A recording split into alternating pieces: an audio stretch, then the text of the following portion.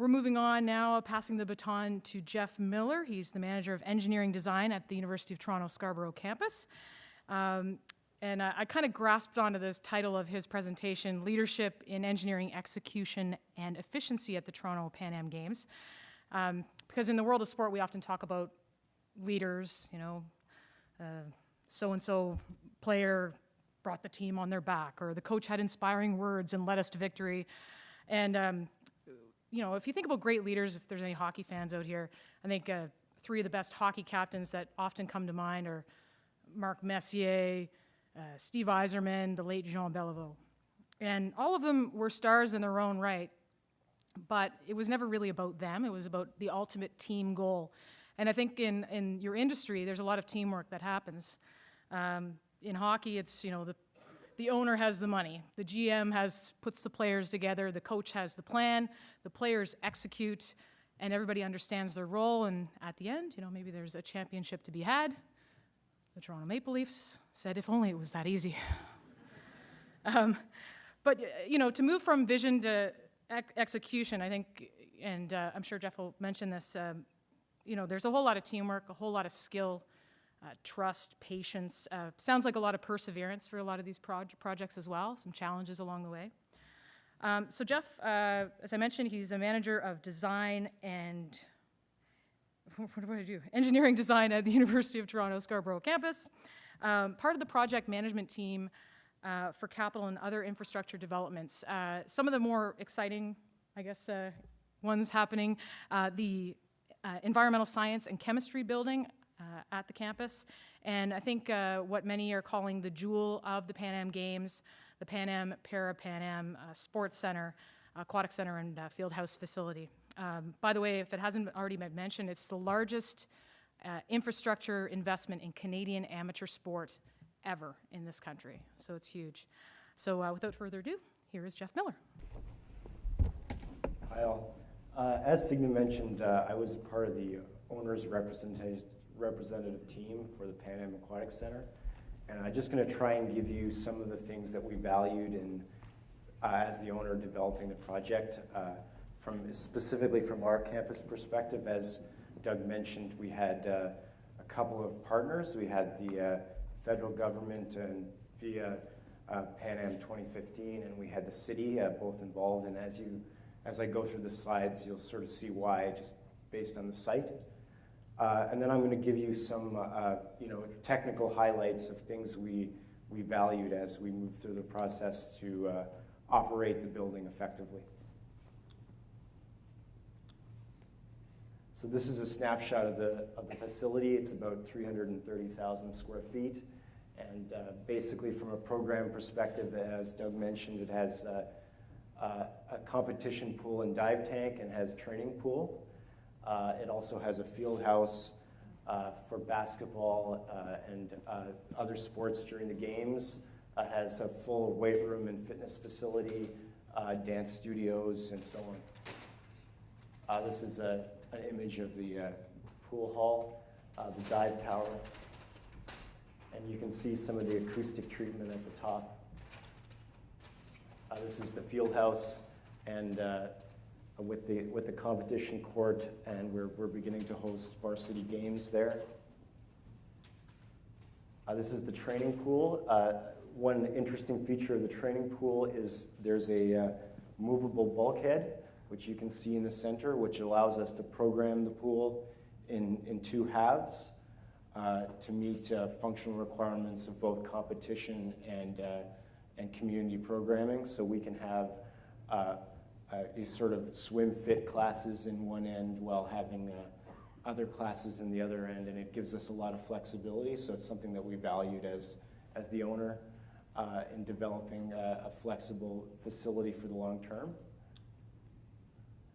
This is a shot of a varsity game that we just hosted. This is a shot of the track. This is a shot of Rick Hansen visiting the facility. So the facility has been open since September, and we're beginning to host events there. This is a shot of one of the dance studios. This is a highlight of some of the events that the facility will host during the games.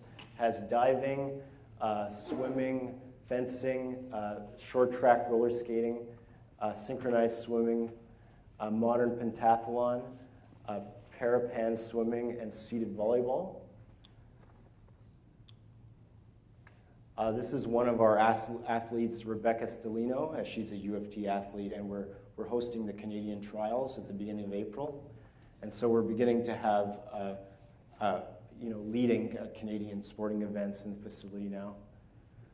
Just to give you some background on our campus, we're a medium-sized university, and we're part of the tri-campus U of T system. Our campus is located at Morningside and Military Trail, and you can see our existing campus development in the gray area on the bottom half of the page, and the Pan Am site indicated by the red square. And so the Pan Am site straddled city lands and U of T lands. So it was an opportunity for us to create a new beacon for our campus on a sort of a major route that will hopefully bring people to us. You can see this is a snapshot of our development plan for the next 50 years. And we're living on the lower half of the screen, and we're developing north, so the top of the page being north. And the purple building is indicative of the Pan Am Aquatic Center. This was our team. So like I mentioned before, we didn't act alone. We were in partnership with the city and Toronto 2015. And the project was executed via Infrastructure Ontario. And Doug was on the compliance team, which these are some of the key engineering and architectural consultants that you can see on the bottom. Similar to Canadian, we had a preferred proponent, that being PCL, and these are some of their key architects, engineers, and subs. The project received an award by the TCA, the Toronto Construction Association, and it's based on a challenging project over $50 million.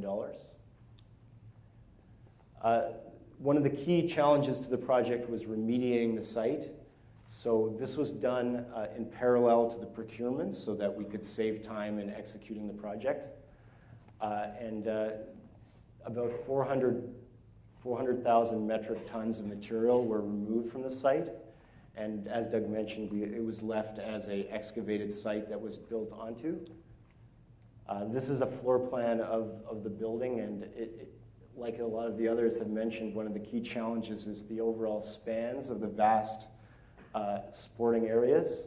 And so you can see the training pool and the competition and dive tank on the bottom and the field house on the top as significant open spaces that needed to be dealt with. Some of the other highlights is you can see in the top corner of the page our fitness center, and in the top right of the page is one of our key tenants, which is Canadian Sport Institute Ontario. So they're a key member of our team as well in developing the project.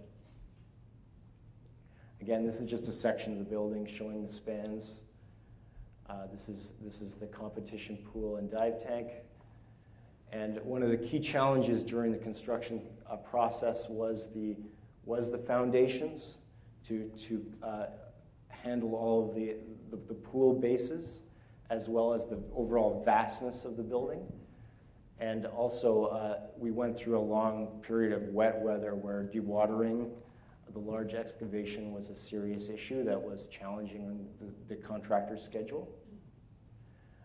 This is some photography of the steel, and one of the interesting features of the steel is the treatment. So one of the key things that we were concerned with as the owner over the long term was the treatment of all the materials and how it would withstand long-term exposure to humidity and so on in the pools and some of the other areas. This is a shot of the dive tank and tower, and another key element of the construction was the large amount of scaffolding that was erected to allow both the pools to be assembled and the ceiling structure to be assembled in parallel. This is a shot of the filtration room. So another key challenge of the project that we really valued as the owner was the overall management of the water and keeping the pool water clean for the users of the facility. So these are pressurized filtration tanks, and they use perchlorate, and basically these are manufactured in Canada. They're called Atlas. And this is another shot of the filtration room. Another thing we valued was how quickly we could fill and drain the large volumes of water so that we can maintain the pools and operate the facility. So within the constraints of the construction contract, we were able to negotiate some aggressive, basically allowing a complete drain and refill of the pool in about a week so that we can do maintenance and keep the pools clean. Another interesting wrinkle was the overall building envelope in the pool hall and how it can withstand the humidity inside the hall and then the temperatures outside hitting the glass and so on. So there was some pretty rigorous thermal modeling that was performed that our team pushed for during the procurement process, and so it was ensured that that we could keep sort of a long-term viability of the constructed building for the life cycle of the project. The project is slated for LEED Gold, and we've just learned today prior to the meeting that we're likely going to get LEED Gold. So this highlights, these are just some schedules of our score sheet, but some of the highlights that you can see in the right-hand column is the brownfield redevelopment, as well as different energy provisions that we've utilized to secure a long-term operating scenario for the facility that is economically viable. So I'll talk a little more about solar panels and geothermal that we've employed in the facility. So this is more on energy efficiency, and the right-hand graph is sort of the baseline, and this is how much we were able to shave off with some of the measures that we've implemented. So a 36% savings in overall energy. And this is sort of some of the key energy users in the building. And you can see the highest user being the pool, and that's by virtue of the large volumes of water. This is one of the systems we implemented to basically use the dehumidification process to preheat the incoming water to the pool. As well as we implemented LED lights and solar panels, which I'll get into a little more. This is the geothermal field, and it was developed on the north parking lot of the facility, and it connects into the building, into the basement. And this is a shot of the solar panel array. So it's a 500 kilowatt array with 1,800 panels on the roof.